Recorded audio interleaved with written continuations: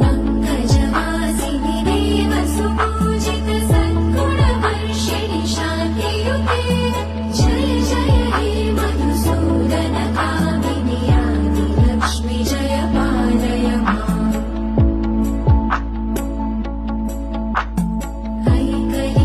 ऐकलिकल्मषनाशिनि कामिनि वैदिकरूपिणि वेदमये